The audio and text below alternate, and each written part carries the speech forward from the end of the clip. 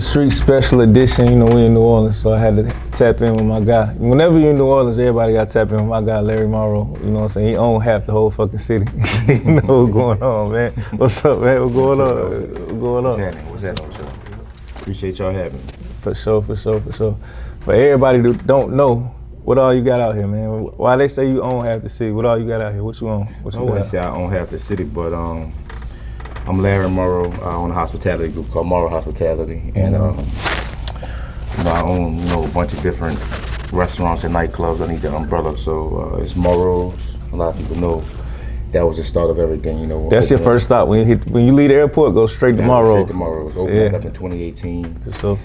2021 opened up Treehouse. 2022 opened up a spot called Monday. It's a restaurant here in New Orleans. Got to get them sweet potato beignets when you go. For sure.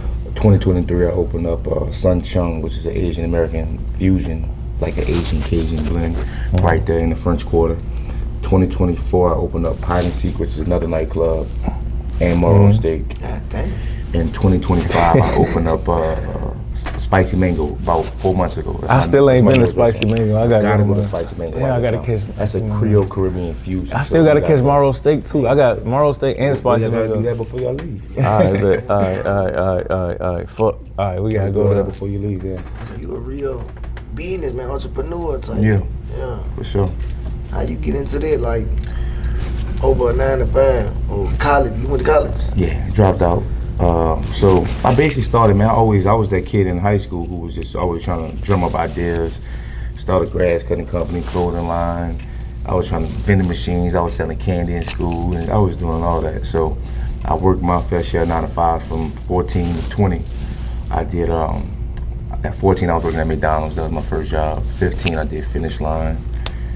Then I worked at Chuck E. Cheese. I was a lifeguard. My last job was when I was 19 going on 20. I was a lifeguard and I did valet. But I was just willing to always work because I always wanted my own money. And I went from that, and like my last job was when I was 20. I dropped out of college and really just started to like double down on myself and just take the events serious because I was producing events at the time, and it was going good. I was making money, partying with the friends, college, drinking.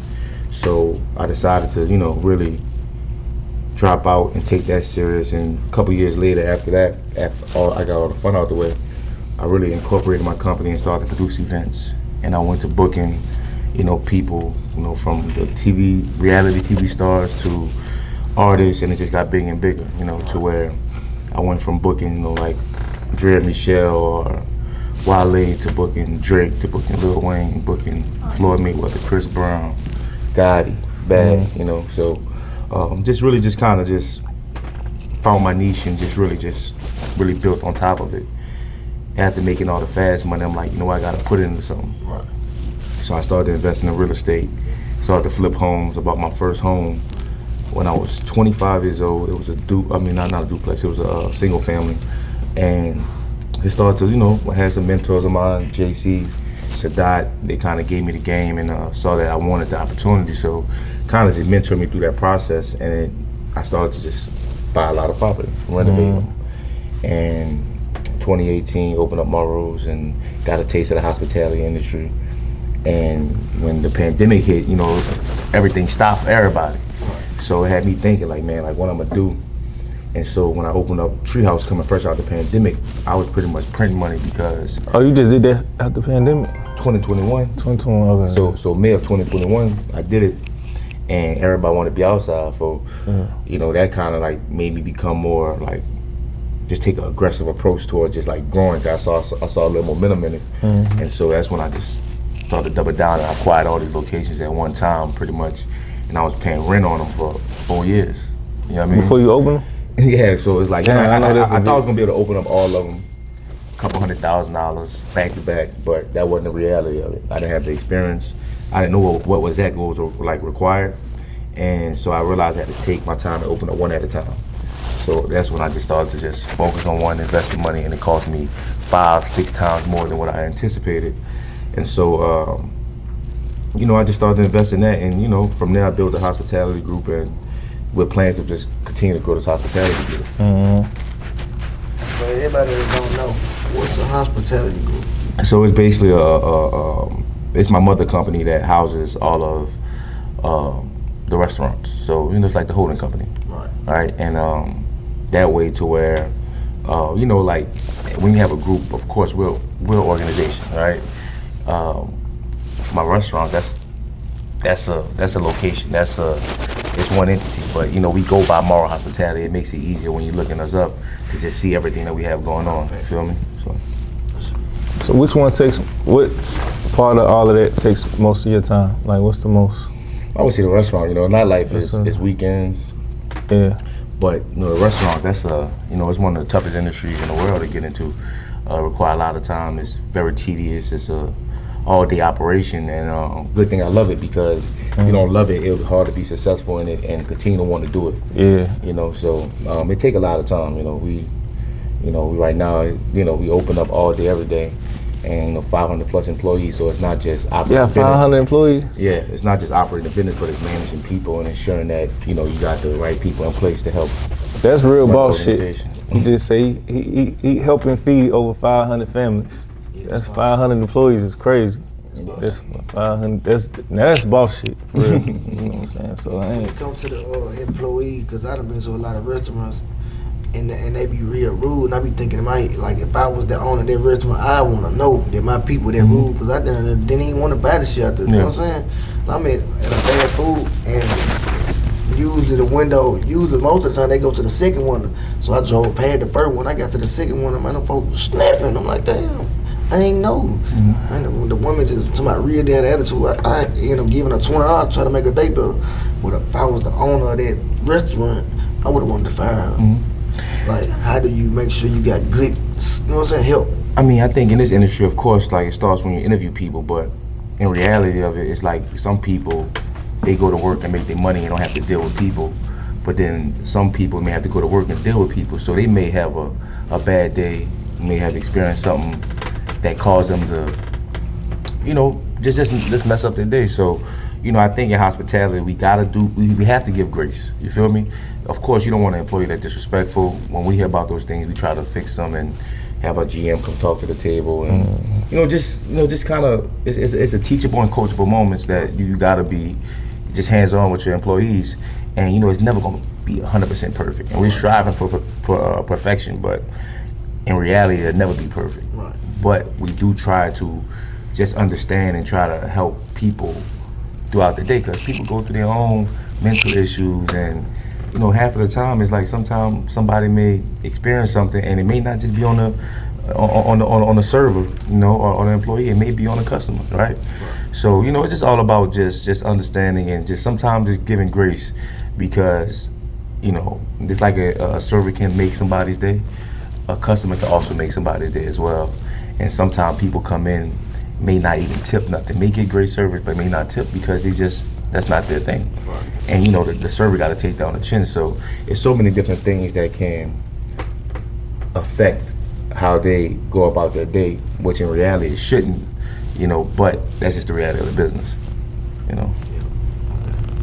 So going back to the real estate stuff though, and I gotta say, I always gotta give you your flowers every time. Like, this is the person that taught me the real estate shit. Like, you know what I'm saying? Remember I came down the road with you, broke the whole shit down for me. That's how I really learned and understood it. You know what I'm saying? After that, what was like your all about that. I ain't forgot. That's what I learned from it. Yeah.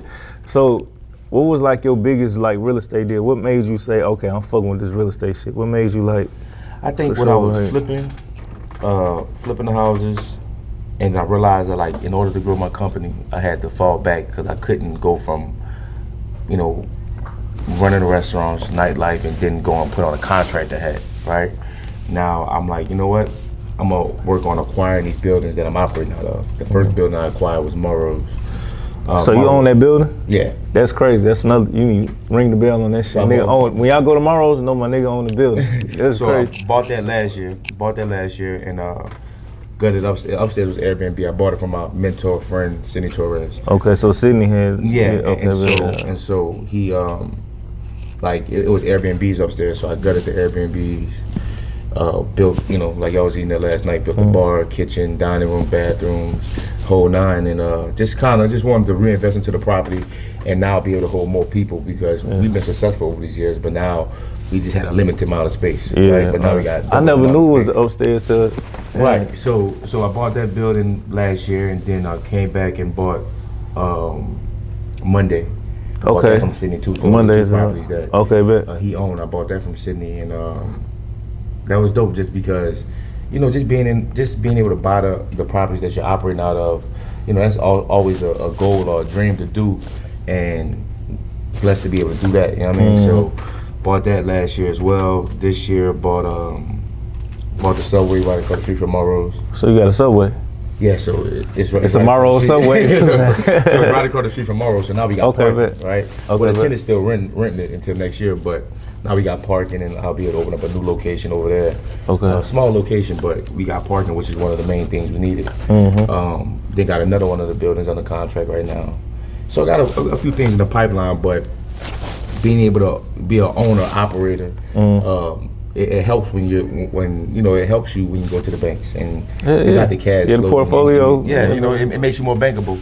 Versus going into a location and you want to do leasehold improvements, it's not as easy to do it when you versus like owning the building. You want to make improvements, you can go to the bank and borrow against that, and get a line of credit, whatever, to make those renovations to the building. Yeah, I know you. One of the other things too. I know you had tapped into the rap shit for a minute.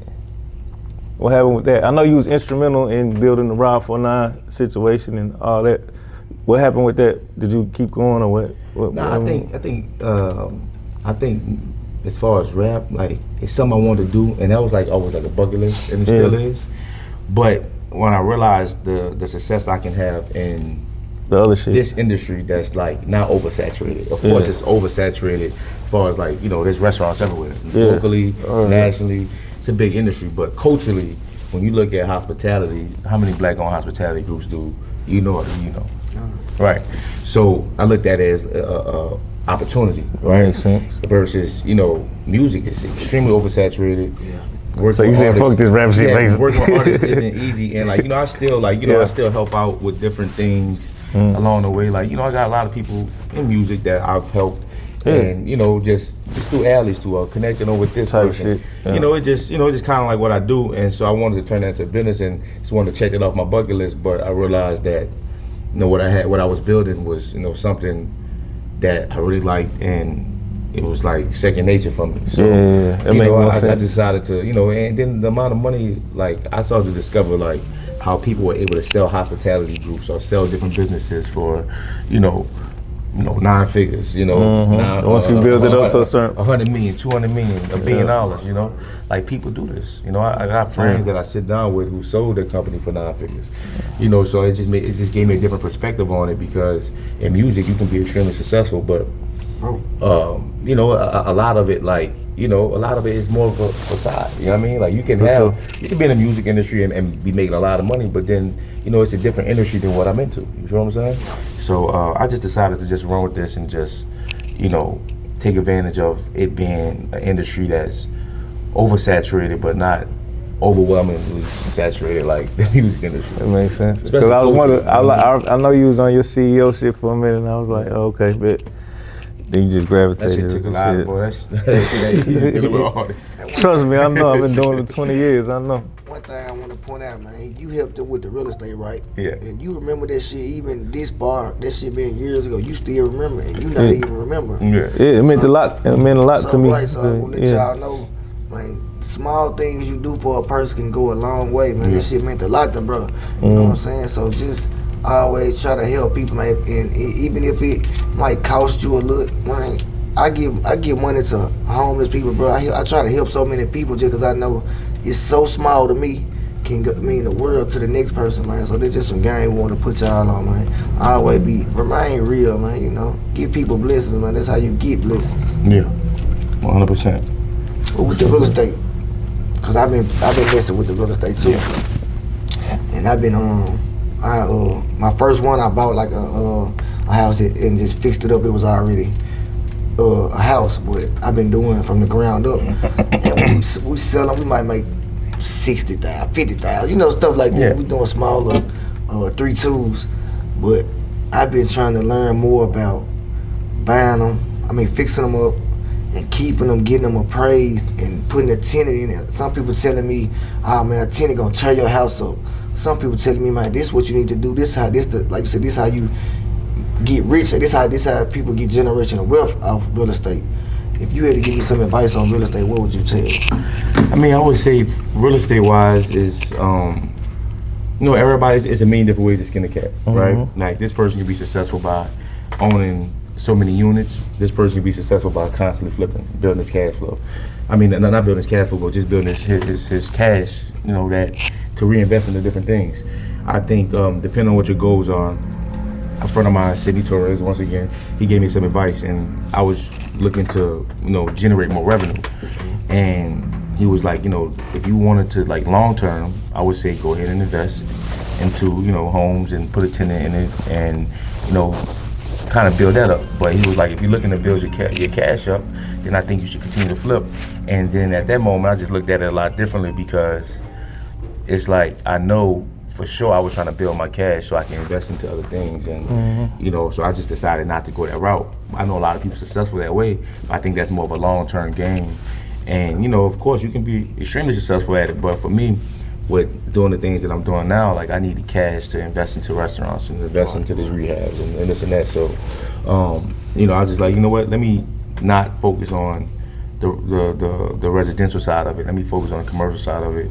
And I've literally been renovating all my properties for the past 4 years, like investing all my money into opening this concept, and renovating all of them. So, So you jumped over from residential to commercial? Yeah. You do both? No. I jumped over. I mean, I still own some residential. Like I had a homie the other day, and I was trying to get him to buy this house. Like, I'm like, you gotta diversify. I'm like, man, I sent him this property. It was cheap property. I'm like, you need to do it. I say, this is what's going to help you get to that next phase by just taking this risk into investing in something different, and you're gonna learn a trade that is valuable.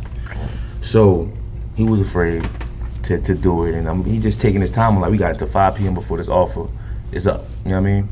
And so, it just took him a while. I'm like, you know what? I'm gonna go 50-50, like on a property for you, just so you can get it out the way and you can learn. Because once you learn this, it's like, and once you get into your belt, you can keep rolling with it. You feel me? And so, I do like little things. I got some properties I'm about to rehab right now, develop from the ground up, but just to kind of get them off.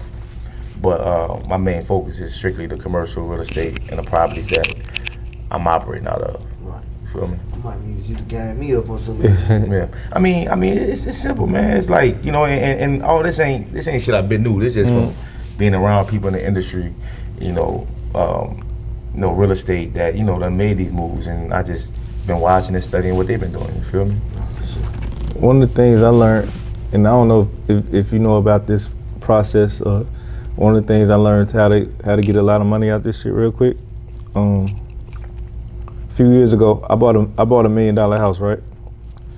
It's in a neighborhood in Atlanta where all the comps are like high, 3 million, 3 to 5 million, whatever. They were selling this house for 1.1 million, but it was fucked up. So I bought the house for 1.1 million, renovated that whole bitch, made it modern, everything new. I ended up getting a new appraisal. I ended up getting the same guy that's been appraising the house for years. So, so he came in the motherfucker, he was like, oh shit, whatever. So I bought the house at 1.1. He reappraised the house at 1.9. So he gave me 800,000 of equity in this shit. Boom, so I took it. I bought the house. It reappraised for 1.9 after you renovated? Yeah. Okay, how much you put into it? About 150.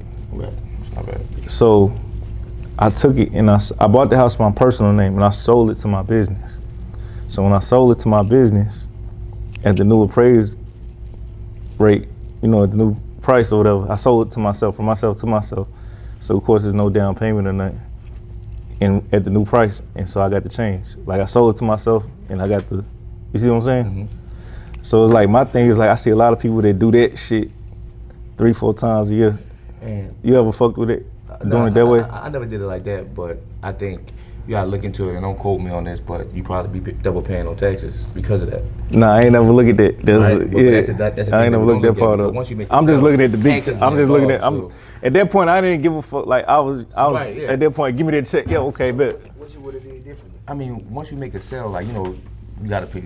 Uncle Sam, like taxes are involved in that. You know what I mean? So, but then you sell it again, you paying taxes again. Yeah, once you sell it to somebody. right. So, That's you was able to pull some money out, which is great. But at the end of the day, I think that the proper way to possibly have done it was just just like, I mean, every property that I create a different company, a different LLC for it, and it helped me for tax purposes. But I would have just bought that in a different company name and just went to the bank and refinanced it and pulled the money out. Yeah. You feel what I'm saying?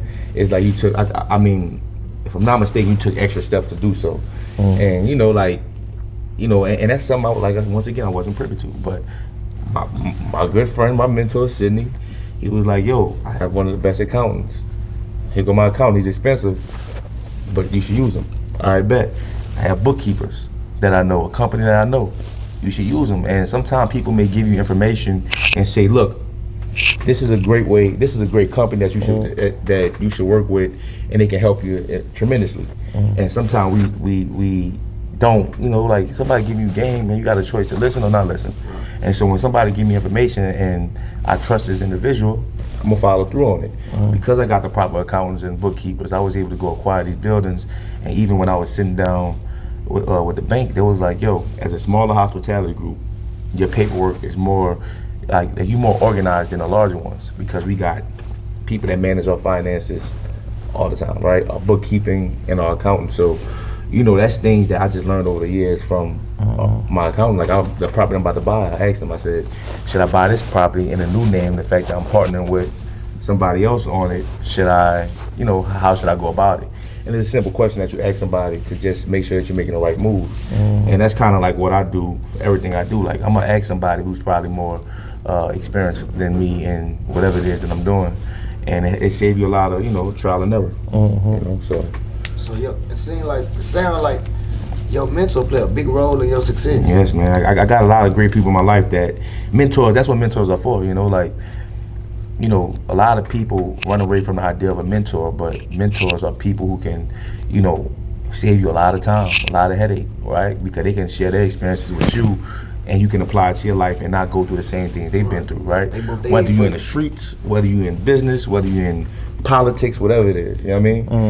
Mentorship is relevant, it's important, it's necessary, you feel me? You know what, it's crazy, because when I be like, call myself popping my shit, I say, yeah, I ain't never had no big dog, yeah, I ain't never, and I feel like I say that, popping it, but I always wanted one, you know what I'm saying? But I ain't never had nobody help me with financing my rap career or putting a sack in my hand when I was younger, or none of that. Always been me being the big dog. So you would tell a person, like, look for somebody to, like, teach us these things. But listen, it's like that when we amongst our people, but when you go in other situations and you might be in one room, you may be the richest, or you may be the most experienced, but then you go in another room, you're the brokest. You feel me? So it's all about which room you in. And so I think, for me, like, nobody like was just, it wasn't just like, all right, cool, they just gonna give you advice. No, man, like I'm aggravated. If I need some information, I'm gonna call you. And so a lot of the people, like from JC, Sadat, Big Duffel, Cannon, all my OGs, like, I'm aggravating this. I will call you at 2 a.m. if I need to know something that bad. You feel me? A lot of people don't want the information enough to go get it. They gonna wait for somebody to, they may say, look, nobody gonna do this for me. And, nobody don't have to do that for you. You gotta go seek that information. You feel me? And that's what I did, man. I'm real aggressive when it comes to, like, I wouldn't even say aggressive. I would say I'm on top of it, dog. If I want to know something, I'm gonna find out. Right. I'm not gonna wait for it. I don't believe in, like, I wake up every morning early as hell and get to it. Like, I'm not waiting for somebody to come, send me a ship. You know what I mean? And I'm going out and build and create and, work for it. And, a lot of people, when you're in the industry, whatever industry you're in, and you're doing what you're doing, you're gonna respect somebody else who's putting in that groundwork and doing it. So when you do approach them, you know what I mean? they respect the work that you putting in and the resume you created, so they probably gonna, you know, Be happy to give you. yeah, you know. So I think down our way, Jason said, if you think different, I think people don't really like to help people. If they ain't got no, It's a crab in a bucket. That's what they call it, crab in a bucket. You, but they don't want to help you. but That's the mentality. But see, they say that about New Orleans, they say that about Houston, they say that about Atlanta, they say that about New York. That's society, period. Right? It's urban society. It's really. not just even urban society. It's society in general. It's more so like if you want information, you got to put yourself in a room with people that can inform you. You know what I mean? Who can provide the information. So I think it's just sometimes we stay inside our four walls and we don't get outside of that, and we making these decisions or these conclusions based off of what we used to. Man, all the success. Well, majority of the success I've been able to see, like I learned a lot at home and in the streets and just like amongst my core group of people, but I learned even more outside of that because it's like, these are people I grew up with my whole life, right? So we all think alike. Right, You know what I mean? We all right. see things pretty much the same. But the moment I stepped outside of that and I got friends in New York, LA, Miami, you know, all over the country who grew up in different conditions, grew up in different situations, just things were just different, you know what I mean? I was able to kind of get a different perspective on things.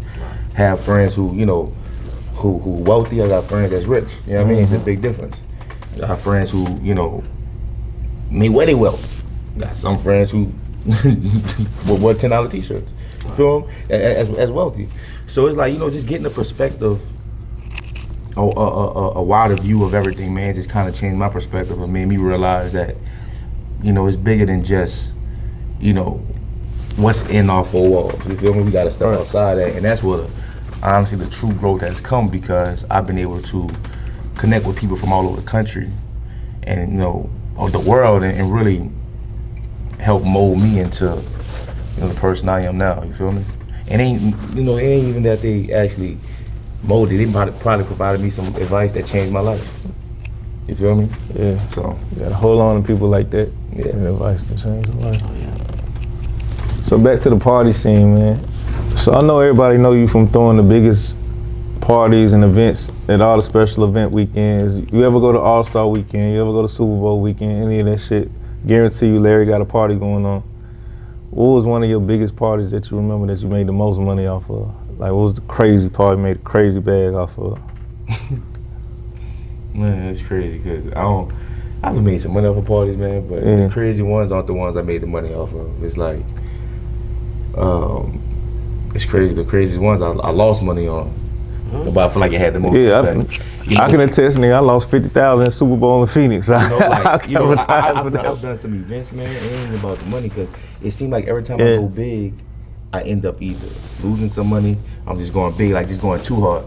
You feel me? And I think the craziest part was right there in the casino, right behind us, when I did Drake. Paid him the host, gave him $75,000. This was for Summer 16 tour in 2016. And I paid him $75,000, paid Esco $12,000. And you know, that was 10 years ago. And I was 25 or 26, 25. And man, like, you know, I just remember that moment. I was like 100 and some thousand, and I remember that moment when, you know, the party going crazy, Drake walking, he having a good time, and he see Esco up there DJing, doing his thing. And mind you, just the hosting. Drake grabbed that mic, come through the crowd and get on that stage, and everybody went crazy. And it just reminded me, even at the end when I lost. So you still lost on that I party? lost on that party. So you A lot, your or- biggest party. I lost 25,000. But But it branded the fuck out you It though. made me realize, like, well, but even before then, because I built my business off, you know, relationships. You feel me? Straight up relationships. Like, I would book people with the intention of building the relationship. So if I lose, I lose. You know what I mean? But, you know, just for example, like when Drake came to the party, you know, even though I lost out on the event, I built a relationship. And I see them in LA 2018, and it's right before I'm about to open up Morrow's. No, this right when I open up Morrow's. Like, yo, we gonna be in New Orleans on Monday shooting a Night for What video. We gonna come by the restaurant. And then that made me realize, like, damn, like, you know, like I made a great investment, because the whole goal isn't just to make money off an event. I can make that money at one time, but if I build a relationship, or I build these relationships, which I repeated that same format a bunch of times. I done booked everybody. I done been 200,000-300,000 in on a party. You feel me? And then lost my ass off. But I built something that, you know, now my reputation and what I've done in this industry and the relationship I done created is like, if you come to New Orleans, it's like you coming. We gonna see you. If niggas come to New Orleans, you gotta see this man. I made investments into the future. I planted seeds that are now growing. You feel me? Yeah. And seeds that's now manifesting. And you know, sometimes you can't just think about the now. You got to think about the future. So I was just planting those seeds, man. And like now I'm benefiting. I'm reaping, like, you know, the shit I sowed. You know what I mean? Mm-hmm. And so like, you know, the first part I did was drill. You know what I mean? Back in 2013, I lost it. Birthday party, my birthday weekend, man. I done lost so many times on that. I done spent 300,000 in. You feel me? I'm talking about, got ballerina dancing, people swinging from the ceiling, got Meek performing, got Wayne performing, got, you know, I can't even tell the last birthday party I went on. And people don't know that. That's the one you doing in Houston? The all black party. Yeah, that's what I was telling you. I can't tell you the last birthday party I went on. And I'm talking about, like, I put big money up. Like, I might spend, you know, 150 on this artist and buy this venue out and do this and do a weekend. But truthfully, I can't tell the last one I won on. And even though I didn't win, I was making investments. Like, I was building a brand, and I'm still building my brand. But I will do this party hoping to make my money. But I will bring a lot of people in town and create this great weekend. And you know, people talk about how much of a great time they had and the experience they had. And you may not know me, you know, from a can of paint, but then through this weekend I put together, you may become familiar with me. You feel me?